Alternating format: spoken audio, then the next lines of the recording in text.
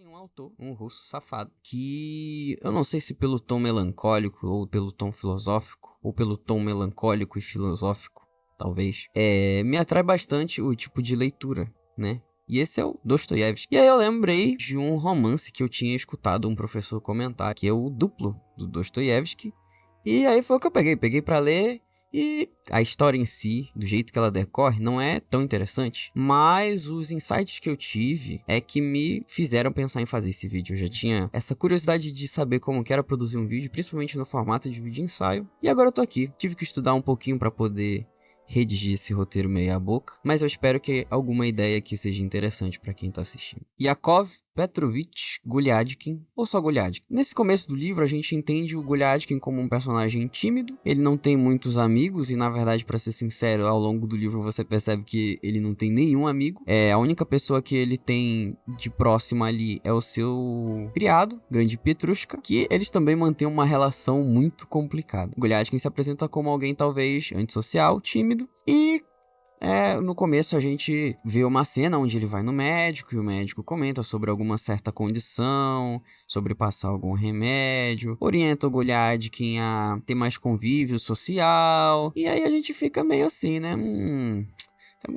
Tem parada errada aí, né? Mas enfim, ele é, como muitos dos personagens que aparecem nas obras do Dostoiévski, são ligados ao serviço estatal. E aí tem até uma nota do tradutor que eu acho muito interessante, que ela diz mais ou menos assim, né? Que ele fala sobre o cargo do Gulyadkin e fala: embora o título tenha algo de pomposo, o cargo de conselheiro titular pertence à nona classe funcional na escala burocrática do serviço público russo. É um simples amanuense sem chances de progressão social. Então logo de cara a gente entende que o Gulyadkin é um cara tímido, não tem nenhum amigo, tem alguma questão médica que ela não é muito especificada, e ele tá numa posição social que ele não vive na miséria, mas ele também não tem muito dinheiro assim.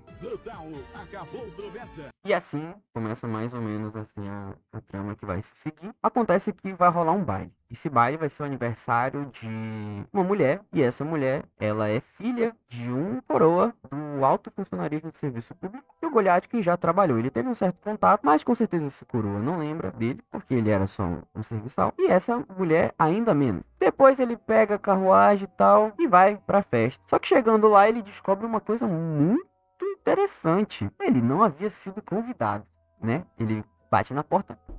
Aí sai um criado, sai outro, eles ficam olhando, ele fala o nome dele, fala: ó, teu nome não tá na lista. Ele: como assim, paizão? E é isso aí. Ele fica lá matutando, fica: porra, não me convidaram, como é que não me convidaram? Eu já trabalhei com esses caras, porra, como assim? E aí ele acha um jeito de entrar, de penetra. Quando ele entra nessa festa, ele vai caminhando pelo salão, ele nunca foi acostumado com festa desse tipo, e acaba passando uma vergonha muito feia. Ele esbarra nas pessoas, derruba comida, derruba bebida. E, se não me falha a memória, ele até tenta dançar com aniversariante. E todo mundo percebe que, porra, não era pra ele estar ali, muito menos dançando com aniversariante. E aí ele é expulso. Nessa que ele é expulso, ele sai muito puto. Não tem carruagem, não tem mais honra. Passou uma das maiores vergonhas da vida dele. No caminho ele perde uma bota, porque o clima, com certeza, tava um dos piores de noite na Rússia, tava chovendo e nevando ao mesmo tempo. E aí ele sai andando nessa, e ele encontra um sujeito assim no caminho um pouco mais à frente dele. E ele acha curioso, né? Porque num clima desse, tem outra pessoa na rua, assim. E aí ele, pô, o cara deve estar fugido também, né? Ele sai andando e ele percebe que o cara tá indo pro mesmo caminho que ele tá indo, né? Pra casa dele. E aí ele fica nem assustado. Ele repara assim: pô, esse bicho aí tá com as roupas que parecem a minha, né? Mas enfim, ignora, sai andando e ele vê que entra na mesma pensão onde o Gulyadkin mora. E aí ele já começa a estranhar mais, entra na pensão. Quando ele vê o cara entrando e o Petrushka abriu a porta pra ele e não falou nada. E ele: que isso? Isso aí pra mim, porra, isso é estranho. Nessa de estranhar, ele sobe o degrau, bate na portinha dele e tal. Entra na casa e ele se depara com uma das coisas mais absurdas já vistas, que era o seu duplo.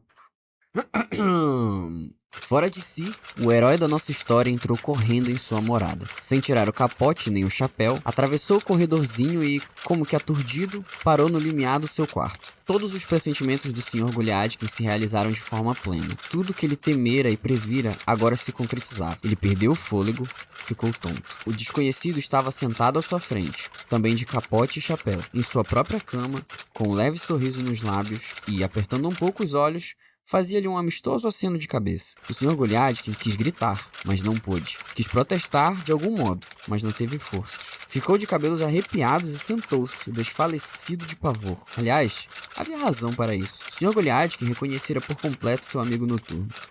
O amigo noturno não era senão ele mesmo, o próprio Sr. Goliath. Outro Sr. Goliath, mas absolutamente igual a ele.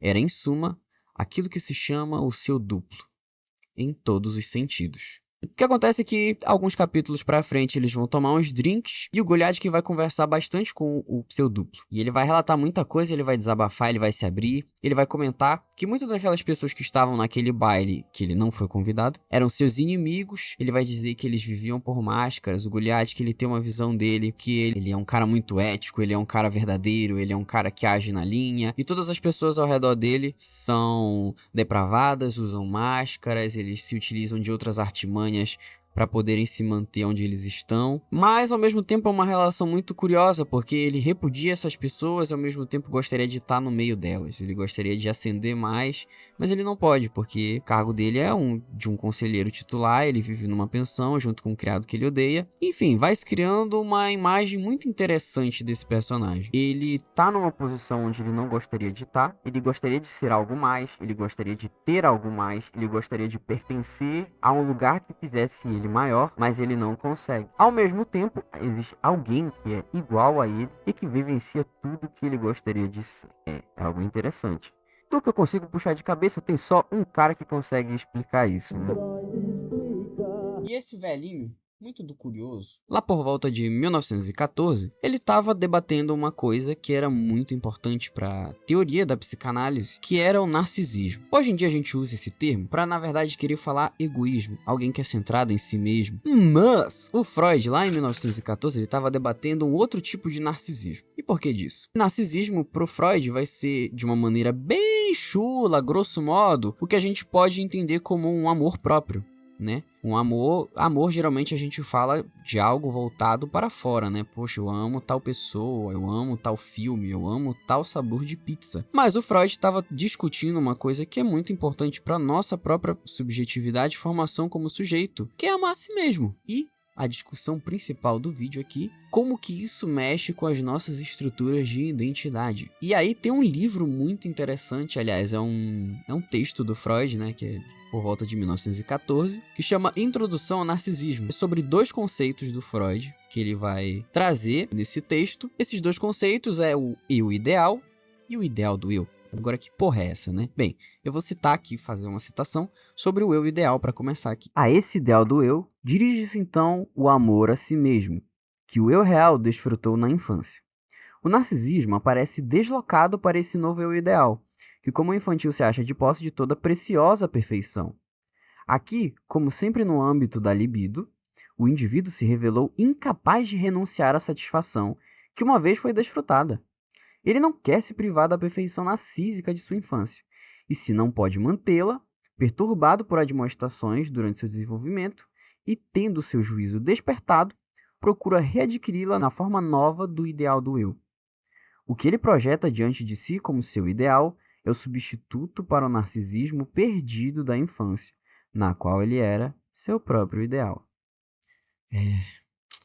Muito foda, né? Muito foda. Agora, que porra que ele quis dizer com isso? O ponto aqui é o seguinte, o que o Freud está chamando de eu ideal é uma imagem perfeita de um eu, só que do passado. O narcisismo ele vai se criar de uma forma porque durante a infância a gente não tem noção do que é eu e do que são os outros. Na verdade, para um bebê, ele e tudo que tá em volta dele é ele. Pensa comigo, se você é lá um bebê, quando você chora, chega sua mãe, dá comida. Se você chora, ela percebe que você tá sujo, ela te limpa. Se você chora, tá alguma coisa doendo, ou você precisa de atenção, ela te pega no colo. E o bebê começa a associar, né? Pô, toda vez que eu choro, alguma coisa acontece e eu paro de chorar. Então, né? Todas as necessidades do bebê, elas precisam ser satisfeitas. Só que chega um ponto que essa criança ela vai crescer e ela vai ter outras necessidades mais específicas e também os cuidadores dessa criança, como ela já está crescida, vão entender que ela precisa de mais autonomia, certo? Certo. E agora ela não só não vai ter todas as suas necessidades atendidas, como ela vai precisar aprender a língua materna e formular essas novas necessidades específicas que ela vai tendo. Porque nem tudo vai ser mamãe, me caguei, mamãe, quero comer, mamãe, quero carinho. Ela vai precisar formular coisas novas. E dessa forma ela vai perceber que com a linguagem surgem regras. E essas regras vão fazer com que ela se molde no ambiente. E tudo isso vai corroborar para a formação do sujeito como um todo, certo? Certo. Agora, aonde caralhos surge o eu ideal?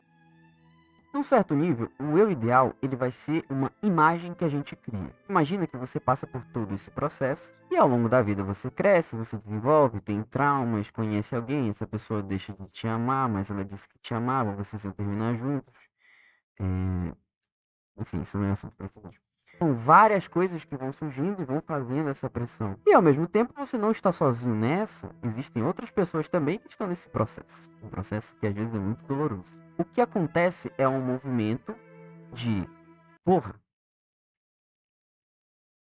eu não sou porra nenhuma. O que acontece é que a gente se sente às vezes incapaz, menor, poderia ter feito mais, poderia ter rendido mais, esperavam mais da gente, e com isso a gente cria uma imagem perfeita nossa. E essa imagem perfeita, ela é uma imagem perfeita advinda da infância que a gente era completo, lembra?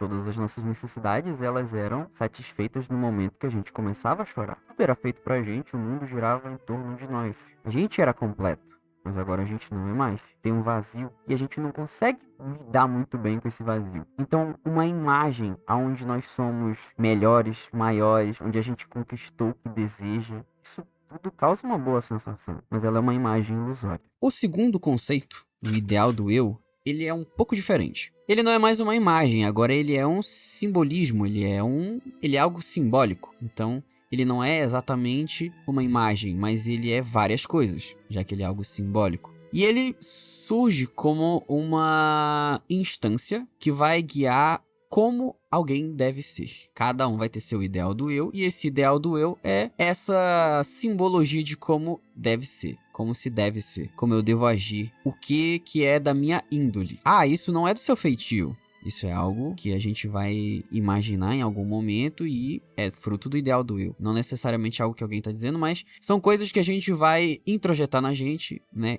Do que a gente escuta, do que a gente aprende, do que a linguagem traz como carga cultural. E isso vai aparecer, né, nesse texto do Freud num trecho muito interessante, assim, mas bem resumido, mas muito interessante. Ele vai dizer mais ou menos assim: o desenvolvimento do eu consiste num distanciamento do narcisismo primário e gera um intenso esforço para reconquistá-lo. Tal distanciamento ocorre através do deslocamento da libido para um ideal do eu imposto de fora, e a satisfação através do cumprimento desse ideal. Para o eu, a formação do ideal seria condição para a repressão. Então, ele é essa simbologia que vai guiar o modo que a gente deve ser, aquilo que a gente deve fazer. Dentro da história, esses dois conceitos eles vão aparecer em diversos momentos. Mas algo que eu identifiquei, e que é muito interessante na verdade, é que o duplo do Goliadkin é o eu ideal dele. É uma imagem idêntica a ele, só que perfeita. Esse eu ideal, portanto, o segundo Goliadkin, ele aparece no movimento para dizer assim: olha só, eu sou tudo que você não é. E isso gera uma relação de ambiguidade, tal qual a relação que o Goliadkin ele tem com aquelas pessoas que ele chama de inimigos, porque, eles são meus inimigos, mas eu adoraria estar naquele lugar. E é o lugar que o segundo Goliadkin tá, e é por isso que ele odeia aquele segundo Goliadkin. Não é exatamente porque ele usa de artimanhas,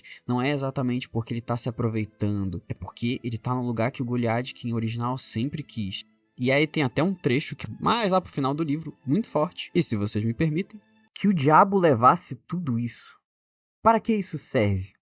Que necessidade tão especial é essa que não admite nenhuma protelação? Senhor, meu Deus, vejam só que complicação os diabos armaram, porque, não obstante, ele tem um caráter de lascar, modos brejeiros, detestáveis, é um patife tanto, escorregadio, bajulador, lambe-botas, um Goliadkin de marca maior. Talvez ainda venha ter um mau comportamento e manchar o meu sobrenome, o patife. Agora é ficar de olho e cuidando dele. Que suplício. Pensando bem, o que é que tem isso? Ora, não é nada. Bem, ele é um patife.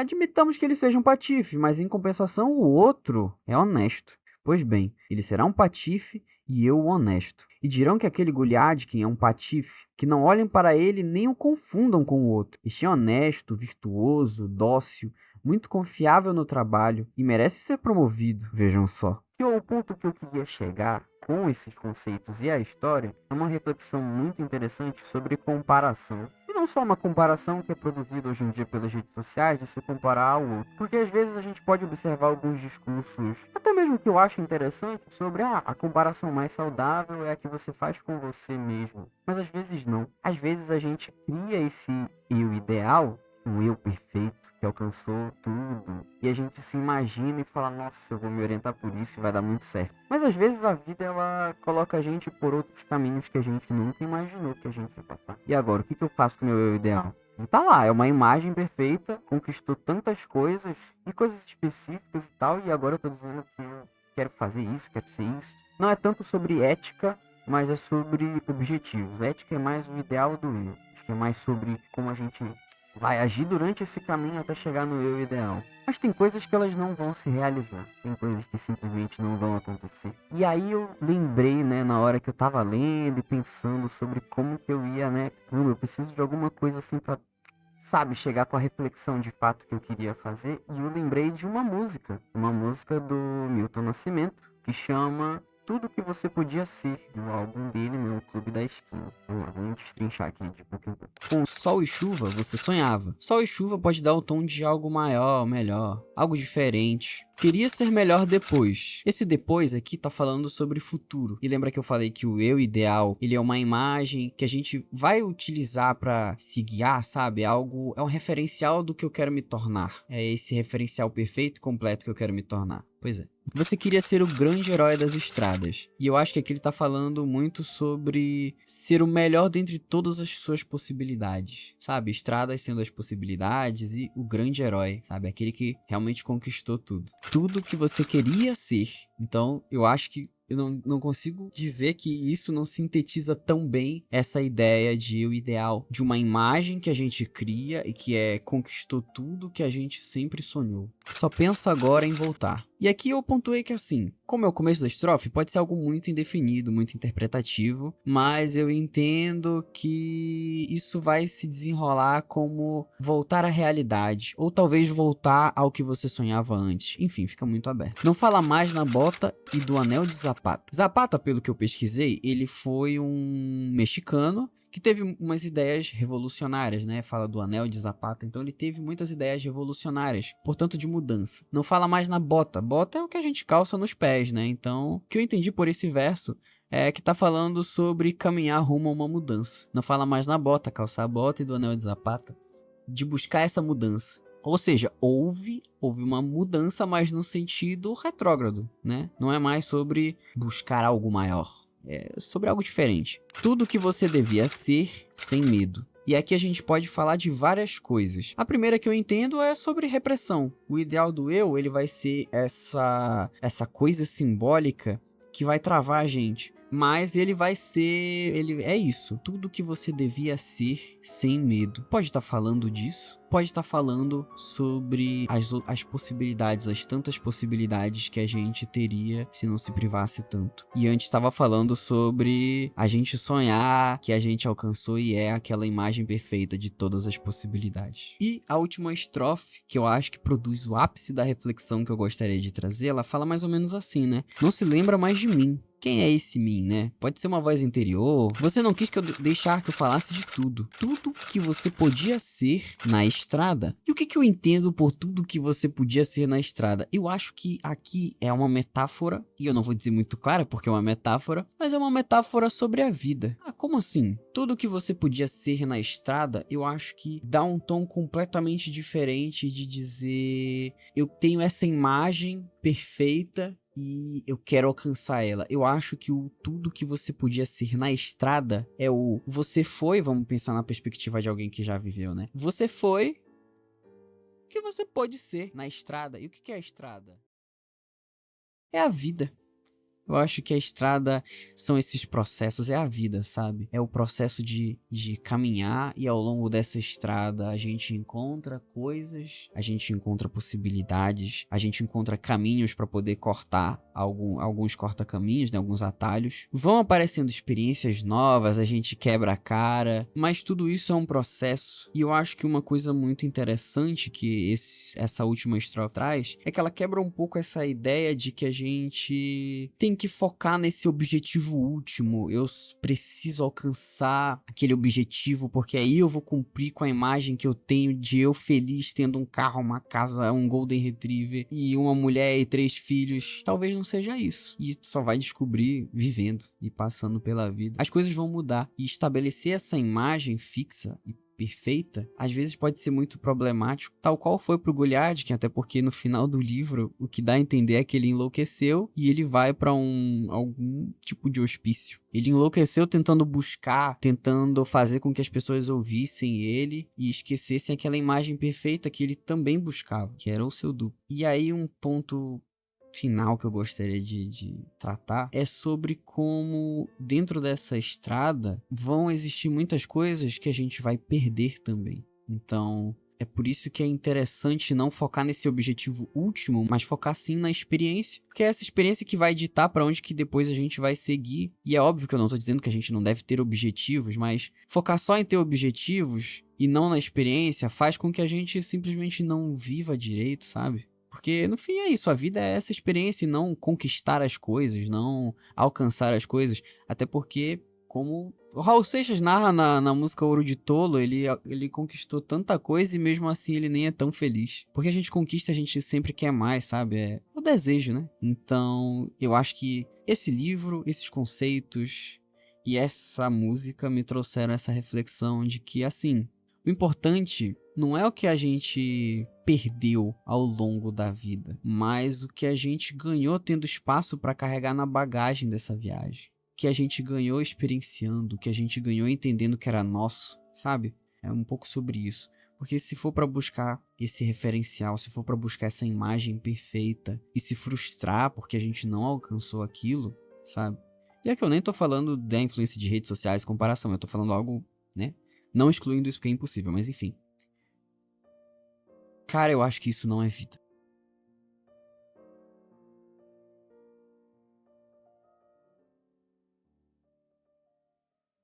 Eu acho que é isso. Não tenho mais nada a acrescentar, talvez. É a primeira vez fazendo um vídeo, então, tanto quanto a questão de qualidade de áudio, qualidade de edição, qualidade das ideias discutidas aqui, talvez estejam em um nível muito duvidoso, mas é um começo de algo. Eu achei interessante o processo. É uma experiência bem diferente pra mim, apesar de eu gostar muito de falar.